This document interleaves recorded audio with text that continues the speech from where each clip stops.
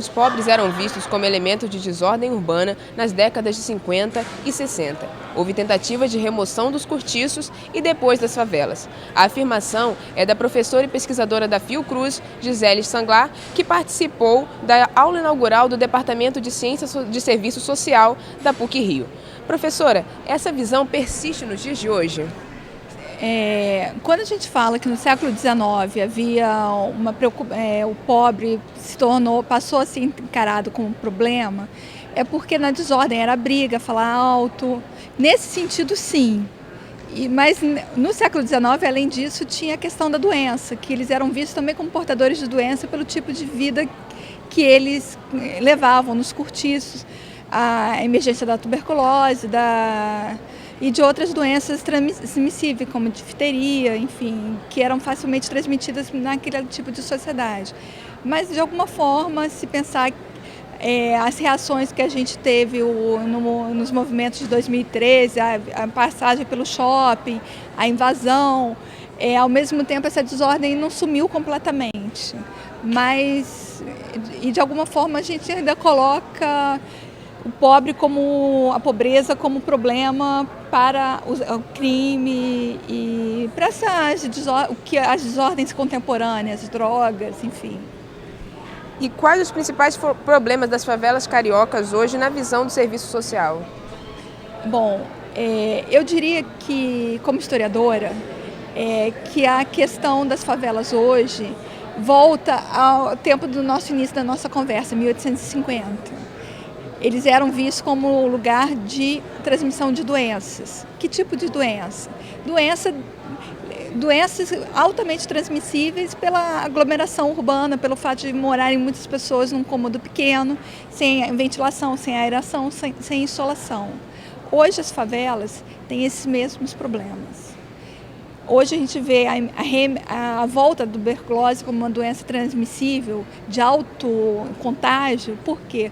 Porque as habitações dos pobres, as favelas, não têm insolação, não têm ventilação e não têm aeração. Porque o tipo de construção, o tipo de a falta de urbanismo dessas comunidades, que são marcadas por ruas estreitas, construções sem o menor... Eles vão construindo, não pensam, e faz com que a questão da insolação não seja levada em consideração. Então, esse é um problema que a gente pode fazer a ligação entre o presente e o passado. Mas as grandes cidades também sofrem com esse problema. Copacabana é um grande exemplo. As caixas são muito estreitas e os prédios são muito altos, ou seja, você tem uma sombra, um espaço de sombra. Os arquitetos e urbanistas podem falar melhor do que eu.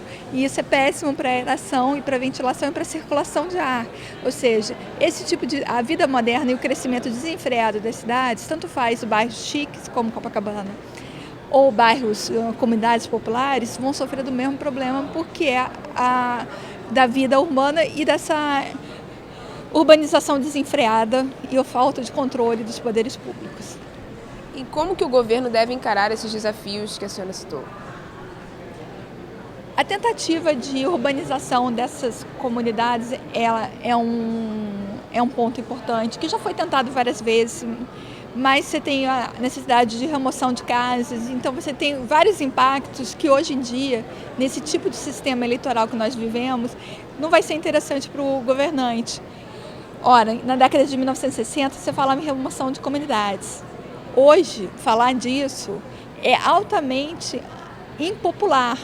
Então, a gente está frente a um dilema entre qualquer urbanização de uma comunidade vai impactar na questão da remoção de alguns moradores. Então, isso é um problema que eu acho que os governantes deveriam atentar, porque tem a ver com a relação da cidade, tem a ver com a melhoria de condições de vida.